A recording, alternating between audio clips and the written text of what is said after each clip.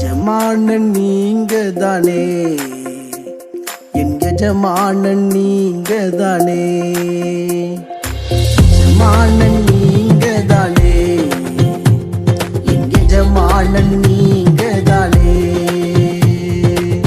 உன் கரத்தையே நோக்கிடுவேன், என்னை என்றும் நீர். ஆண்டவரும் உலக ரட்சகருமாய் இருக்கிற இயேசு கிறிஸ்து நாமத்தினாலே காலை மன்னா நேரலாகி உங்களை இந்த நாளிலே சந்திப்பதிலே அடிமை மிக்க மகிழ்ச்சி அடைகிறேன். ஆண்டவர் சொல்லியபடியே அவர் நம்மை 1000 மடங்கு ஆஸ்வதிப்பாராக. ஆமேன், சோத்ரம். இந்த 2206வது காலை மன்னா நிகழ்ச்சிக்கு உங்களை அழைத்து செல்ல விரும்புகிறேன். ஆண்டவர் இயேசு நம்மை ஆஸ்வதிப்பாராக. இந்த நாளில் மிக முக்கியமான காரியத்திற்காக ஜெபிக்க வந்திருக்கிறோம். ஏன்னு பார்க்கும்போது நடைபெற இருக்கிற சட்டமன்ற தேர்தலுக்காக காலை மன்னா நேரலாக நாம் எல்லாரும் ஜெபிக்க வேண்டும். அது மேல் விழுந்த கடமை. அல்லேலூயா. இந்த 2206வது காலை மன்னா நிகழ்ச்சியில நான் ஒரு வார்த்தையை உங்களுக்கு தீர்க்கமாக சொல்ல விரும்புகிறேன். அது என்ன வார்த்தைன்னு பார்க்கும்போது, உயர்ந்த அடைக்கலம் நமக்கு உண்டு. அல்லேலூயா. ஆண்டவர் நம்மை பார்த்து சொல்லுகிற வார்த்தை உயர்ந்த அடைக்கலம். அல்லேலூயா. ஒரு வேத பகுதியை வாசிக்க கவனமாய் கேளுங்கள். நீதிமொழிகளின் புஸ்தகத்தில் 29ஆம் அதிகாரத்தில் அதில் சொல்லப்பட்டிருக்கிறது 25ஆம் வசனம், கர்த்தரை நம்புகிறவனோ உயர்ந்த அடைக்கலத்திலே வைக்கப்படுவான். அல்லேலூயா. ஆண்டவர் இயேசு இந்த காலை மன்னா செய்தியை கேட்கிற உங்களை அவர் உயர்ந்த அடைக்கலத்தில் வைத்து உங்களை அழகு பார்க்க விரும்புகிறார். நம்முடைய ஆண்டவர். அல்லேலூயா. அப்ப ஆண்டவர் உங்களை என்னையும் உயர்ந்த அடைக்கலத்தில் வைத்து நம்மை ஆசீர்வதிக்க வேண்டும் என்று சொன்னார். அவர் சொல்லுகிறார், கர்த்தரை நம்புகிறவனோ. அல்லேலூயா.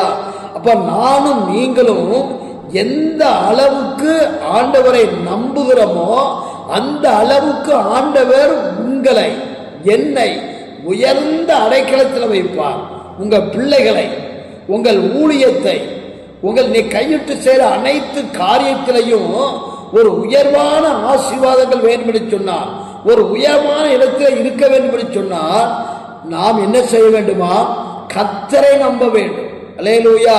அதான் சொல்லப்பட்ட கர்த்தரை நம்புகிறவன் உயர்ந்த அடைக்கலத்தில் வைக்கப்படுவான். ஐயா, உயர்ந்த அடைக்கலம் என்பது ஒரு உயரமான ஒரு பதவி, உயரமான இடத்திலே ஆண்டவர் வைத்து நம்மை ஆசீர்வதிப்பார் என்பதுதான் உண்மை. ஒருவேளை இதுவரைக்கும் ஆச்சு உங்க வாழ்க்கையில ஒரு உயர்வு இல்லை, ஒரு செழிப்பு இல்லை, ஒரு நன்மையான காரியம் இல்லை, நீங்க எவ்வளவோ பிரயாசப்பட்டு பார்க்கிறீங்க, மிச்சம் இல்லை, உழைக்கிற வருமானங்கள்லாம் பொத்தல் பையில ஓட்ட மாதிரி இருக்கிறது, எவ்வளோ பிரயாசப்படுறோம், நமக்கு ஒரு ஆசீர்வாதம் இல்லை, ஒரு உயர்வான காரியம் இல்லை. நமக்கு முன்னால் இருக்கிற மனிதர்கள் எவ்வளோ வசதி வாய்ப்பா இருக்கிறாங்க. ஆண்டவரே, நான் உங்க பிள்ளை தானே ஆண்டவரே, எனக்கு மாத்திரம் ஏன்பா இப்படி சொல்லி ஒருவேளை கேட்டு அங்கலாய்க்கிற காலை மன்னா நேரில் உங்களுக்கு நான் ஒன்றை சொல்லட்டும். நீங்கள் கேட்பது நல்லதான், அதுக்கு வேலைப்பட்டிருக்கிறது கர்த்தரை நம்புகிறவன். அல்லேலூயா. நம்ம இன்னைக்கு பார்க்கும்போது நம்முடைய திறமையை நம்புகிறோம், நம்முடைய படிப்பை நம்புகிறோம், நம்முடைய உழைப்பை நம்புகிறோம், நம்முடைய அந்தஸ்தை நம்புகிறோம், நம்முடைய பிரயாசத்தை நம்புகிறோம், நம்மை நாமே ஞானி என்று எண்ணுகிறோம். அதனால தான் அவர் நம்ம பக்கம் விட்டார். நீ உன்னை நம்புறீல்ல, நம்ப வேண்டிய என்ன நம்பாம நீ உன் படிப்பை நம்புறீல்ல, உன் அழகை நம்புறீல்ல, உன்னுடைய வருமானத்தை நம்புறீல்ல, உன்னுடைய சொத்து சுகத்தை நம்புறீல்ல, இவைகள் உன்னை உயர்ந்த அடைக்கலத்துக்கு கொண்டு போய் விடுமா பார்ப்போம் என்று சொல்லி அமைதியாக இருக்கிறார். அல்லேலூயா.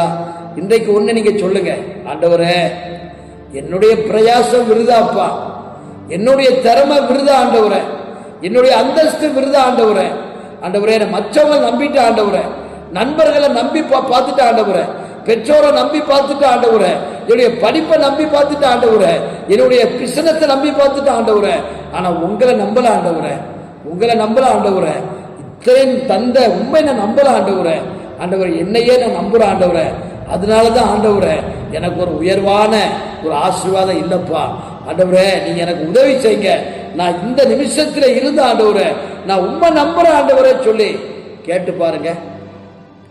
ஆண்டவர் உங்களை உயர்ந்த அடைக்கலத்தை வைப்பார்.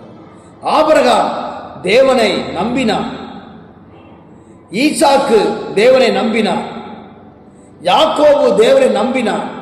ஆண்டவர் அவங்களை உயர்ந்த அடைக்கலத்தில் வைத்து முற்பிதாக்கள் தேவன் என்ற வரிசையில வெளிப்பட்டார். அல்லேலூயா.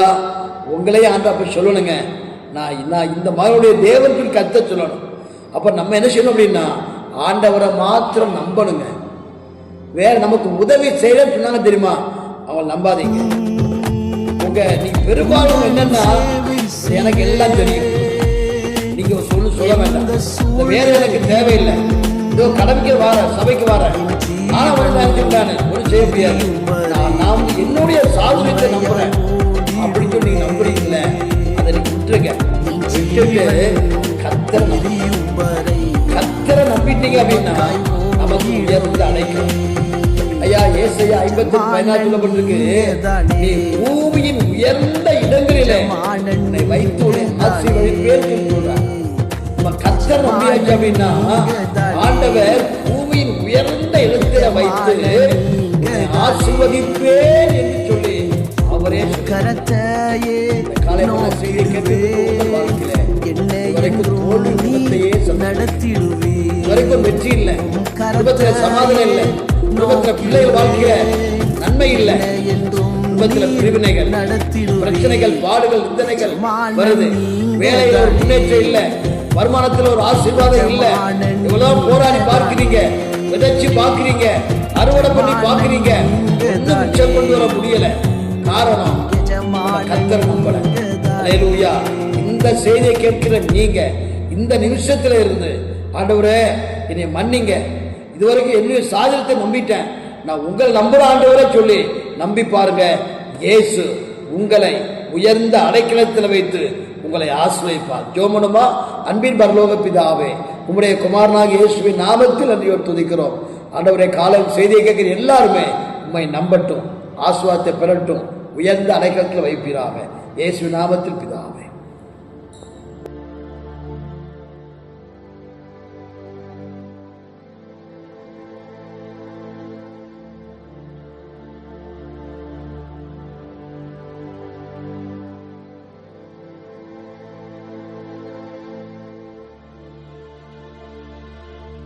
இந்த சாமுவேல்